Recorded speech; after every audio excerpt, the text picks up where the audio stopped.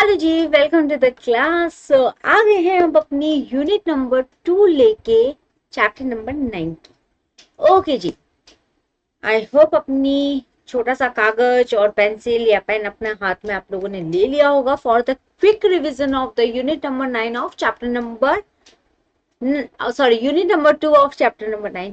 कभी कभी एक्साइटमेंट हमसे भी हो जाती है गड़बड़। हाँ ji, topic is the instruments of international trade. आइए जी, पहला question, what is the primary objective of trade policy? To decrease international trade, to protect domestic industries, to increase foreign investment or to restrict the government spending? क्या primary objective होगा trade policy का? To protect the domestic industry. Okay, which tariff is based on a fixed amount per unit of imported goods? Fixed amount per unit of imported goods. Ad valorem tariff, specific tariff, mixed or compound? Answer is specific tariff. Okay. What does an ad valorem tariff represent? A fixed amount per unit? नहीं, वो कहाँ पे चला गया? हमारा specific में चला गया। A percentage of the value of goods, a combination of specific and percentage tariff, या फिक्स रेट रहेगा within a quota? Answer is percentage of the value of goods.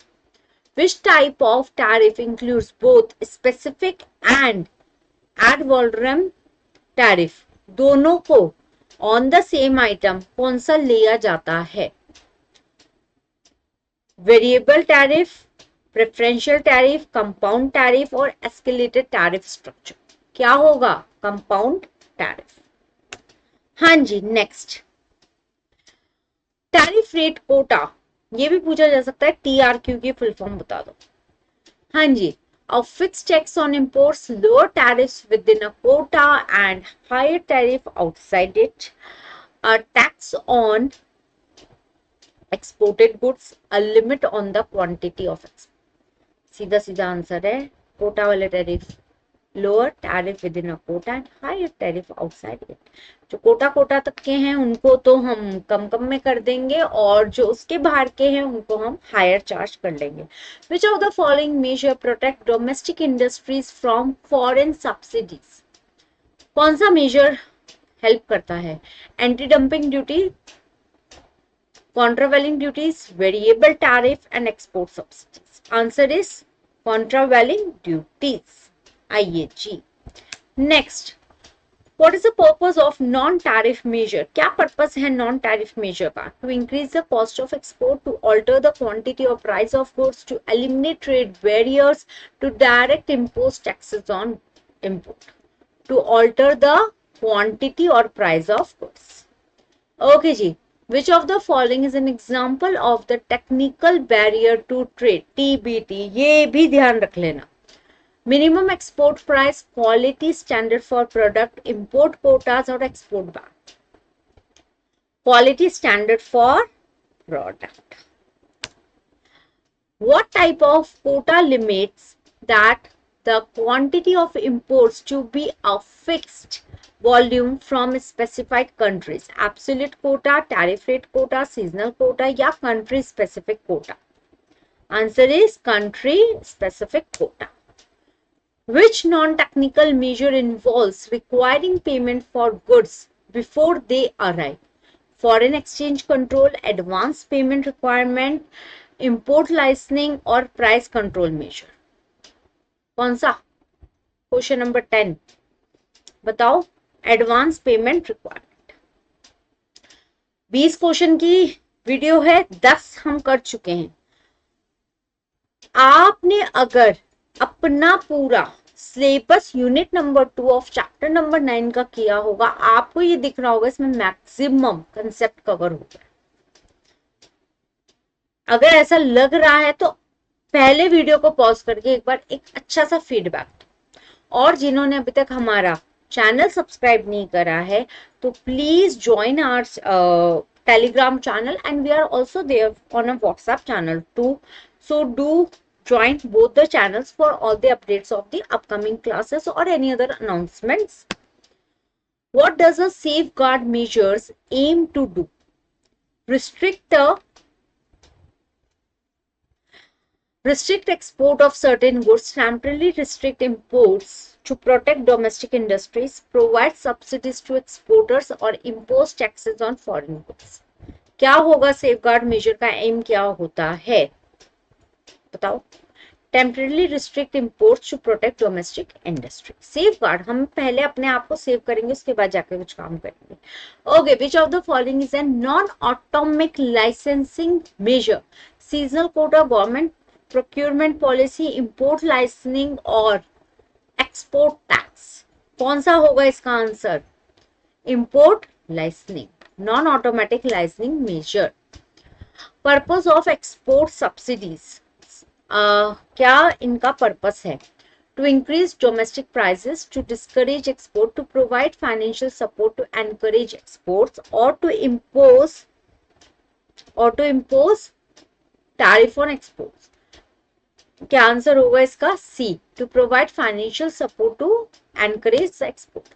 Okay, VER ये भी ध्यान में रखना, वॉलंटरी एक्सपोर्ट रिस्ट्रेंट है.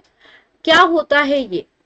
A tariff imposed by importing country, an informal quota imposed by exporting country, a restriction on the quantity of import or a ban on specific good. VER होता है आपका informal quota imposed by exposing countries.